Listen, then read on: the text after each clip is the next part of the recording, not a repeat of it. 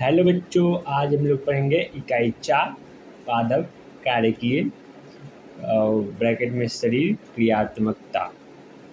तो चलिए, मेरे मनोबल बढ़ाने के लिए प्लीज़ सब्सक्राइब एंड लाइक, और जो लोग मेरे पहले का वीडियो नहीं देखे वो मेरे चैनल पर जाकर देख सकते हैं और सीख सकते हैं और याद भी कर सकते हैं। तो चलिए लेट्स स्टार्ट। तो आइए देखते हैं क्या है। पहले भाई वैज्ञानिक के नाम के बारे में कुछ दिया गया है तो उसे कुछ चर्चा कर लेते हैं। तो चलिए करते हैं। तो यहाँ मेल्विन कैल्विन का दिया गया है, वैज्ञानिक है ये। मेल्विन कैल्विन का जन्म अप्रैल 1911 में मिनेसोटा USA में हुआ था और आपने मिनेसोटा विश्वविद्यालय से रसायन शास्त्र में PhD की उपाधि प्राप्त की। आपने बर्कल की कैलिफोर्निया यूनिवर्सिटी के रसायन शास्त्र के प्रोफेसर के पद पर सेवाएं प्रदान की। द्वितीय विश्व युद्ध के ठीक बाद जब पूरा विश्व हिरोशिमा नागासाकी की विस्फोटक घटनाएं से रेडियोधर्मिता के दुष्प्रभाव को देखकर दुख से स्तब्ध था, तब मेल्विन और उनके सहकर्मियों ने रेडियोधर्मिता के लाभदायक उपयोगों को प्रकट किया। आपने J.M. वसाम के साथ मिलकर C14 के साथ कार्बन डाइऑक्साइड के लेवल पर विद्युत द्वारा कच्ची सामग्री जैसे कार्बन डाइऑक्साइड, जल एवं खनिजों जैसे तत्वों से तथा शर्करा रचना से ग्रीन प्लांट में प्रतिक्रिया का अध्ययन किया था।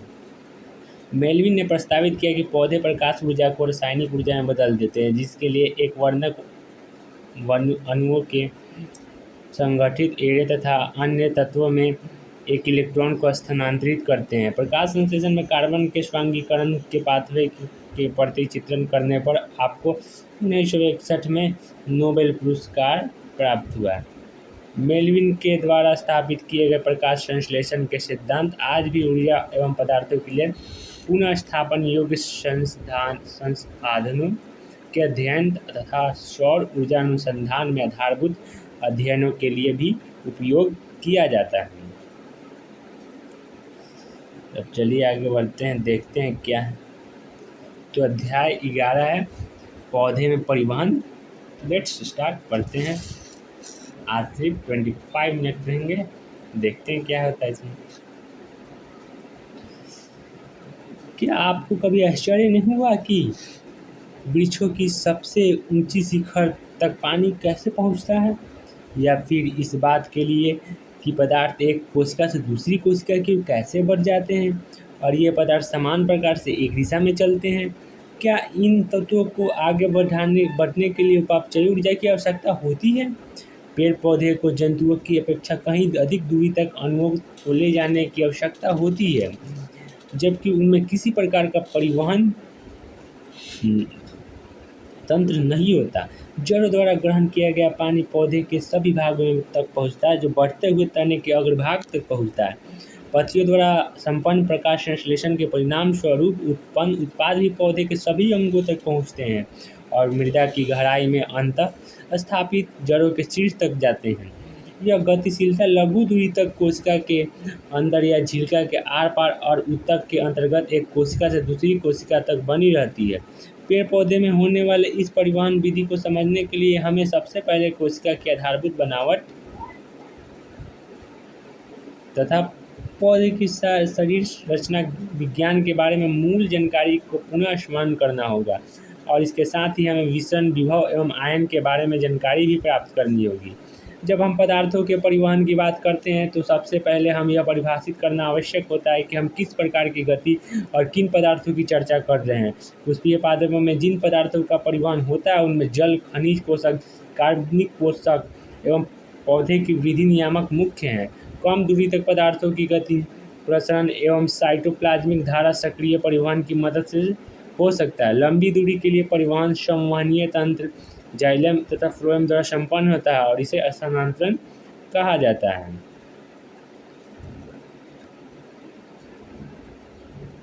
एक महत्वपूर्ण पहलू जिस पर ध्यान देने की आवश्यकता है वह परिवहन की दिशा है। मूलीय पादपों में जाइलम परिवहन पानी और खनिजों का आवश्यक रूप से एक दिशात्मक अर्थात मूल से तने तक होता है। कार्बनिक और खनिजों खनिज पोषकों के परिवहन बहुत दिशात्मक होता है। प्रकाश संश्लेषित पत्तियों द्वारा संश्लेषित कार्बनिक यौगिकों को पौधे के सभी अंगों, जिनमें भंडार अंग भी सम्मिलित है, तक पहुँचाया जाता है। बाद में भंडार अंगों से इन्हें पुनः परिवहनित किया जाता है। जड़ों द्वारा खनिज पोषक तत्वों को जड़ों द्वारा ग्रहण करके उसे तने, पत्तियों और वृद्धि क्षेत्रों तक भेजा जाता है। जब किसी पौधे का कोई भाग जड़ावस्था को प्राप्त करता है तो उसे क्षेत्र के पोषक को वापस लेकर वृद्धि करने वाले क्षेत्र को और भेज दिया जाता है। हार्मोन या पादप वृद्धि नियामक तथा अन्य रसायन उत्तेजक भी परिवहनित किए जाते हैं। यद्यपि इनकी बहुत कम मात्रा होती है, कई बार ये एक ध्रुवीय या एक दिशाई होते हैं और संश्लेषित स्थानों से दूसरे भागों तक परिवहनित होते हैं। अतः एक पुष्पीय पौधों में यौगिकों का आवागमन काफ़ी जटिल लेकिन संभवतः बहुत क्रमानुसार और विभिन्न दिशाओं में होता है। प्रत्येक अंग कुछ पदार्थों का ग्रहण करता है और कुछ दूसरों को देता है। परिवहन के माध्यम है, उसमें विसरण है। विसरण द्वारा गति निष्क्रिय होती है तथा यह कोशिका से एक भाग से दूसरे भाग तक या कोशिका से अन्य कोशिका तक कम दूरी तक ये ऐसा कह सकते हैं कि पत्तियों के अंतरकोशिकीय स्थान से बाह्य पर्यावरण तक कुछ भी हो सकता है। इसमें ऊर्जा का व्यय नहीं होता है। विसरण में अणु अनियमित रूप से गति करते हैं, परिणाम स्वरूप पदार्थ उच्च सांद्रता से निम्न सांद्रता वाले क्षेत्र में जाते हैं। विसरण एक धीमी प्रक्रिया है तथा वह जीव तंत्र पर निर्भर नहीं करती। विसरण गैस द्रव में स्पष्ट परिलक्षित होती है, जबकि ठोस में ठोस का विसरण कुछ अंश तक ही संभव है। पौधे के लिए विसरण अत्यंत ही महत्वपूर्ण है क्योंकि पादप शरीर में गैसीय गति का यह अकेला माध्यम है। विसरण की दर, सांद्रता की प्रवणता, उन्हें अलग करने वाली झिल्ली की पारगम्यता, ताप तथा दाब से प्रभावित होती है। अब सुसाध्य विसरण, उसी का दूसरा। जैसा कि पहले बताया गया है कि विसरण उत्पन्न करने वाले प्रवणता का पहले से उपस्थित रहना अत्यंत आवश्यक है। विसरण की दर पदार्थों के आकार पर निर्भर करते हैं। यह तो पहले से ही स्पष्ट है कि लघु पदार्थ तेज गति से विसरण करते हैं। किसी भी पदार्थ का विसरण झिल्ली के प्रमुख सहभागी लिपिड में घुलनशीलता पर निर्भर करता है। लिपिड में घुलनशील पदार्थ झिल्का के माध्यम से तेजी से विसरित होते हैं। जिस पदार्थ का अंश या मोइटी जलरागी होता है वह झिल्का के आर पार कठिनाई से गुजरता है, अतः उनकी गति को सुगम बनाने की आवश्यकता होती है। ऐसे अणु को आर पार करने के लिए झिल्का प्रोटीन स्थान उपलब्ध कराती है। वे सांद्रता प्रवणता स्थापित नहीं कर पाते, जबकि अणुओं के विसरण के लिए सांद्रता प्रवणता निश्चित तौर पर पहले से ही उपस्थित होनी चाहिए, भले ही उन्हें प्रोटीन से मदद मिल रही हो। यह प्रक्रिया ही सुसाध्य विसरण कहलाती है। सुसाध्य विसरण में पदार्थों को झिल्ली के आर पार करने में विशिष्ट प्रोटीन मदद करती है और इसमें एटीपी ऊर्जा का भी व्यय नहीं होता। सुसाध्य विसरण निम्न से उच्च सांद्रता में पूर्ण परिवहन नहीं कर सकता, अतः इस कारण ऊर्जा निवेश की आवश्यकता होती है। परिवहन की गति दर तब अधिकतम होती है जब प्रोटीन के सभी संवाहकों का प्रयोग पूर्ण रूप से हो। सुसाध्य विसरण अति विशिष्ट होती है। यह कोशिकाओं को पदार्थों के ग्रहण के लिए चयन करने की छूट प्रदान करता है। यह निरोधकों के प्रति संवेदनशील होता है जो प्रोटीन की पार्श्व श्रृंखला से प्रतिक्रिया करती है। अणुओं को आर पार जाने के लिए झिल्का में मौजूद प्रोटीन रास्ता बनाती है। कुछ रास्ता हमेशा खुले होते हैं तथा कुछ अनियंत्रित हो सकते हैं। कुछ बड़े होते हैं जो विभिन्न प्रकार के अणुओं को पार जाने की छूट देते हैं। पोरीन एक प्रकार का प्रोटीन है जो प्लास्टिड, माइटोकॉन्ड्रिया तथा बैक्टीरिया की बाह्य झिल्ली में बड़े आकार के छिद्रों का निर्माण करती है ताकि झिल्ली से होकर प्रोटीन के छोटे साइज के अणु भी उसमें से गुजर सकें। चित्र 11.1 प्रदर्शित करता है कि बाह्य कोशिकीय अणु परिवहन प्रोटीन पर बंधित रहते हैं और यही परिवहन प्रोटीन बाद में घूर्णन होकर कोशिका के भीतर अणु को मुक्त कर देती है। उदाहरण के तौर पर जलमार्ग, जो 8 तरह के विभिन्न एक्वापोरीन से बना होता है। तो देख लीजिए 11.1 सुसाध्य विसरण है। देखिए इसमें कोशिका के बाहर झिल्ली है, इसमें पार कर रहा है, फिर यह कोशिका के बाहर ये जा रहा है परिवहन प्रोटीन लेकर, परिवहनित अणु इसमें जाएगा, यह परिवहनित अणु के साथ निकल रहा है। चलिए अब है निष्क्रिय सिम्पोर्ट तथा एंटीपोर्ट। पहले देख लेते पिक्चर में क्या है। देखिए यह यूनिपोर्ट है, वाहक प्रोटीन है ये बड़ा वाला। एंटीपोर्ट ए, अब बी से फिर ए भी आ सकता है, और फिर सीम पोर्ट में ए बी दोनों जाता है एक साथ। झिल्ली ए वाला बड़ा वाला सब झिल्ली है, ये गुलाबी वाला झिल्ली है। चलिए अब पढ़ते हैं। निष्क्रिय सीम पोर्ट तथा एंटीपोर्ट। कुछ वाहक या परिवहन प्रोटीन विसरण की अनुमति तभी देते हैं जब दो तरह के अणु एक साथ चलते हैं। सीम पोर्ट में दोनों अणु एक ही दिशा में झिल्लिका को पार करते हैं, जबकि एंटीपोर्ट में वे उल्टी दिशा में चलते हैं। जब एक अणु दूसरे अणु से स्वतंत्र होकर झिल्लिका को पार करता है तब इस विधि को यूनिपोर्ट कहते हैं। अब है सक्रिय परिवहन। सक्रिय परिवहन सांद्रता प्रवणता के विरुद्ध अणुओं को पंप करने में ऊर्जा का उपयोग करता है। सक्रिय परिवहन विशिष्ट झिल्लिका प्रोटीन द्वारा पूर्ण किया जाता है, अतः झिल्लिका के विभिन्न प्रोटीन सक्रिय तथा निष्क्रिय दोनों परिवहन में मुख्य भूमिका निभाते हैं। पंप एक तरह का प्रोटीन है जो पदार्थों को झिल्लिका के पार करने में ऊर्जा का प्रयोग करती है। ये पंप प्रोटीन पदार्थों का काम कम सांद्रता से अधिक सांद्रता तक परिवहन करा सकते हैं। परिवहन की गति अधिकतम तब होती है जब परिवहन करने वाले सभी प्रोटीन का उपयोग हो रहा हो या वह संतृप्त ही क्यों न हो। एंजाइमों की भांति वाहक प्रोटीन झिल्लिका के पार करने वाले पदार्थों के प्रति बहुत अधिक विशिष्ट होती है। ये प्रोटीन निरोधक के प्रति भी संवेदनशील होती है जो पार्श्व श्रृंखला से प्रतिक्रिया करते हैं। विभिन्न परिवहन विधियों की तुलना। तालिका 11.1 में भिन्न परिवहन तंत्र की तुलना की गई है, जैसे कि स्पष्ट है हो चुका है कि झिल्लिका की प्रोटीन सुसाध्य विसरण और एवं सक्रिय परिवहन के लिए। अब ये देख लेते हैं तालिका 11.1 विभिन्न परिवहन तंत्रों की तुलना।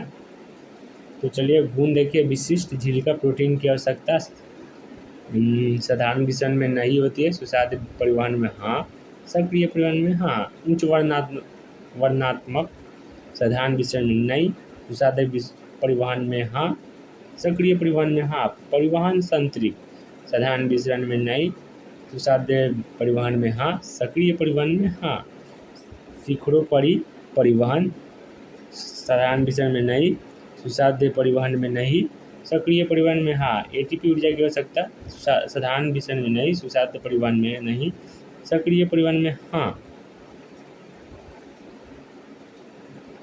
तो वही ऊपर वाला जो लिखा है कि झिल्लिका की प्रोटीन सुसाध्य विसरण एवं सक्रिय परिवहन के लिए उत्तरदायी होती है तथा इस प्रकार की यह उच्च वर्णात्मक होने के सामान्य लक्षण जैसे संतृप्त होना निरोधकों के प्रति अनुक्रिया तथा हार्मोनियन नियंत्रण प्रदर्शित करते हैं। लेकिन विसरण चाहे सुसाध्य हो या नहीं प्रवणता के अनुसार होता है तथा ऊर्जा का उपयोग नहीं करता है। अब पादप जल संबंध। पौधे के शारीरिक क्रियाकलाप के लिए जल अनिवार्य है और यह सभी जीवित प्राणियों के लिए अत्यंत महत्वपूर्ण भूमिका निभाता है। यह वह माध्यम उपलब्ध कराता है जिसमें सभी पदार्थ घुलनशील होते हैं। जीव द्रव्य में हजारों तरह के अणु पानी में घुले होते हैं और निलंबित रहते हैं।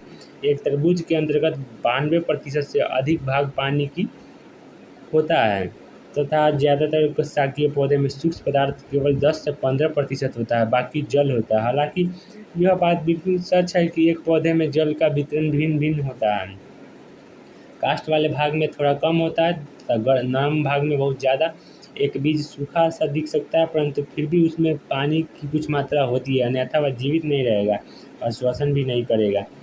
स्थलीय पौधे प्रतिदिन भारी मात्रा में पानी ग्रहण करते हैं, लेकिन पत्तियों से इनका अधिकतर भाग वाष्पोत्सर्जन द्वारा हवा में उड़ जाता है। मक्के का एक परिपक्व पौधा एक दिन में लगभग 3 लीटर पानी अवशोषित करता है, जबकि सरसों का पौधा लगभग 5 घंटे में अपने वजन के बराबर पानी अवशोषित कर लेता है। पानी की इस उच्च मात्रा की मांग के कारण यह आश्चर्य नहीं होना चाहिए कि कृषि एवं प्राकृतिक पर्यावरण में पौधे की वृद्धि एवं उत्पादकता को सीमित करने वाला सीमाकारी कारक प्रायः जल ही होता है। अब जल विभव या जल अंतःशक्ति उसी में है, उसका एक है। पादप जल संबंध की व्याख्या करने के लिए कुछ विशेष मानक शब्दों की समझ अध्ययन को आसान बना देती है। जल विभव जल की गति या परिवहन को समझने के लिए आधारभूत धारणा है। विलय विभव या विलय अंतःशक्ति तथा दाब विभव या दाब अंतःशक्ति जल विभव को सुनिश्चित करने वाले दो मुख्य कारक हैं। जल के अणुओं में गतिज ऊर्जा पाई जाती है। द्रव तथा गैसों की अवस्था में वे अनियमित गति करते हुए पाए जाते हैं। यह गति तीव्र तथा स्थिर दोनों तरह की हो सकती है।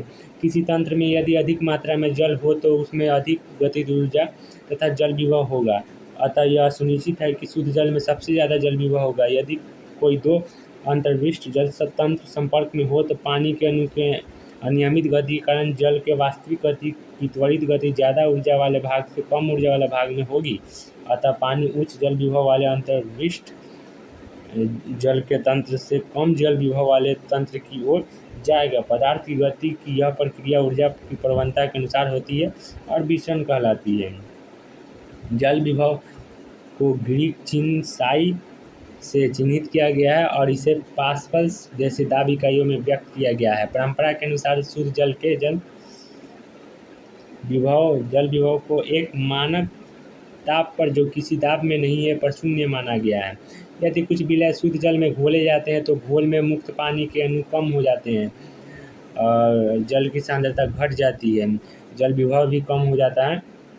इसलिए सभी विलयनों में शुद्ध जल की अपेक्षा जल विभव निम्न होता है। इस निम्नता का परिमाण एक विलय के द्रवीकरण के कारण है जिसे विलय विभव कहा जाता है। इसे φs द्वारा सूचित किया जाता है। φs सदैव नकारात्मक होता है। जब विलय के अणु अधिक होते हैं तो φs अधिक नकारात्मक होता है। वायुमंडलीय दबाव पर विलय या घोल का जल विभव φs बराबर में है विलय विभव φs होता है। तो यदि घोल या शुद्ध जल पर वायुमंडलीय दबाव से अधिक दबाव लगाया जाए तो उसका जल विभव बढ़ जाता है। यह एक जगह से दूसरी जगह पानी को पंप करने के बराबर होता है। क्या आप सोच सकते हैं कि हमारे शरीर के किस तंत्र में दाब निर्मित होता है? जब विसरण के कारण पौधे की कोशिका में जल प्रवेश करता है और वह कोशिका भित्ति की ओर बढ़ा देता है और कोशिका की ओर स्फीत बना देता है। यह दाब विभव को बढ़ा देना है। दाब विभव ज़्यादातर सकारात्मक होता है। हालांकि पौधे में नकारात्मक विभव या जाइलम के जल खंड में तनाव एक तने में जल के परिवहन में महत्वपूर्ण भूमिका निभाता है। दाब विभव को 5P से सूचित किया गया है। कोशिका का जल विभव विलय एवं दाब विभव दोनों से ही प्रभावित होता है। इन दोनों के बीच संबंध निम्न प्रकार का होता है। φs = φs + 5P। अब है प्रसरण। प्रसरण पौधे की कोशिका झिल्ली या एक कोशिका भित्ति से घिरी होती है। यह कोशिका भित्ति जल एवं विलयन में पदार्थों के लिए मुक्त रूप से पारगम्य होती है। अतः यह परिवहन या गति के लिए बाधक नहीं होती है। एक पौधे की कोशिकाएं में प्रायः एक केंद्रकीय रसधानी होती है जिसका रसधानी युक्त रस कोशिका के विलय विभव में भागीदारी करता है। पादप कोशिका में कोशिका झिल्ली तथा रसदानी की झिल्ली दोनों एक साथ कोशिका के भीतर एवं बाहर अणुओं की गति निर्धारित करने के लिए महत्वपूर्ण होते हैं। परासरण विशेष रूप से एक विभेदक वर्णनात्मक या पारगम्य झिल्ली के आर पार जल के विसरण के लिए संदर्भित किया जाता है। परासरण स्वतः ही प्रेरित बल की अनुक्रिया से पैदा होता है। परासरण की दिशा एवं गति दाब प्रवणता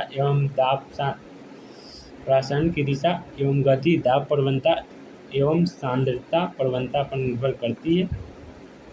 जल अपने उच्च रासायनिक विभव या सांद्रता से निम्न रासायनिक विभव में तब तक संचारित होता है जब तक कि साम्यता पर न पहुंच जाए।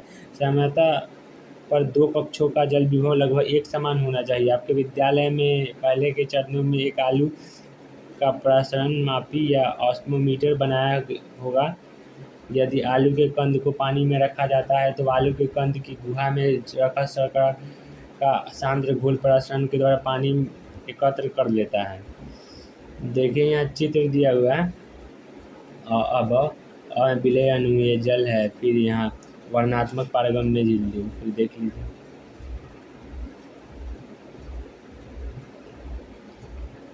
बाद में देखेंगे इसको। देख लीजिए जैसे शर्करा विलयन झिल्ली है, ये नीचे वाला, ये पानी है नीचे और ये दाब लगाया जा रहा है इसमें। अच्छा पढ़ते हैं फिर देखते हैं इसमें क्या लिखा हुआ है।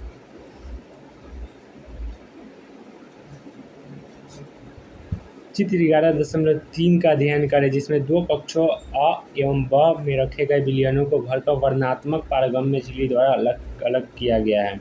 किस कक्ष के घोल में एक निरंतर जल विभव है? किस कक्ष के घोल में निरंतर विलय विभव है? वही छोटा मोटा प्रश्न नहीं, चलिए आगे बढ़ते हैं। आइए एक दूसरे के प्रयोग की चर्चा करें, जहां शर्करा के विलयनों को एक कीप में लिया गया है जो एक बीकर में रखे गए पानी से वर्णनात्मक पारगम्य झिल्ली द्वारा अलग है। आप इस प्रकार की झिल्ली एक अंडे से प्राप्त कर सकते हैं। आप अंडे के एक सिरे पर छोटा सा छेद करके सारा पीला वाला एवं श्वेत पदार्थ योल्क एवं एल्बुमिन निकाल लें और फिर अंडे के कवच को कुछ घंटे के लिए तनु नमक के अम्ल HCl में छोड़ दें। अंडे का कवच घुल जाएगा और उसकी झिल्ली साबुत प्राप्त हो जाएगी। पानी कीप की ओर गति करेगा और कीप में घोल का स्तर बढ़ जाएगा। यह प्रक्रिया तब तक जारी रहेगी जब तक कि साम्यता की स्थिति नहीं आ जाती। यदि किसी कारणवश शर्करा झिल्ली के माध्यम से बाहर निकल आए तो तब क्या कभी साम्यता की स्थिति आएगी? कीप की ऊपरी भाग पर बाहरी दाब डाला जा सकता है ताकि झिल्का के माध्यम से कीप में पानी विसरित न हो। यह दाब पानी को विसरित होने से रोकता है। विलय सांद्रता अधिक होने पर पानी को विसरित होने से रोकने के लिए अधिक दबाव को भी आवश्यकता होगी। संख्यात्मक आधार पर प्रसारण दाब प्रसारण विभव के बराबर होता है, लेकिन इसका संकेत विपरीत होता है। प्रसारण दबाव में प्रयुक्त दाब सकारात्मक होता है जबकि प्रसारण विभव नकारात्मक होता है। नीचे कुछ वही चित्र के बारे में लिखा हुआ है, पढ़ लेते हैं। प्रसारण का एक प्रदर्शन। एक कीप में शर्करा विलयन भरकर पानी से भरे बीकर में उल्टा रखा गया, जिसका मुख अर्धपारगम्य झिल्ली से बंद है और जल झिल्ली को पार करते हुए मिश्रण से कीप के घोल का स्तर बढ़ाएगा, जैसे कि तीर के निशान में दिख रहा है। कीप में जल का बहाव को रोकने के लिए दाब का इस्तेमाल किया जा सकता है, जिससे कि चित्र में दिखाया गया है। अब है जीव द्रव्य कुंचन। तो पादप कोशिका या ऊतकों में जल की गति के प्रति व्यवहार करना उसके आसपास के घोल पर निर्भर करता है।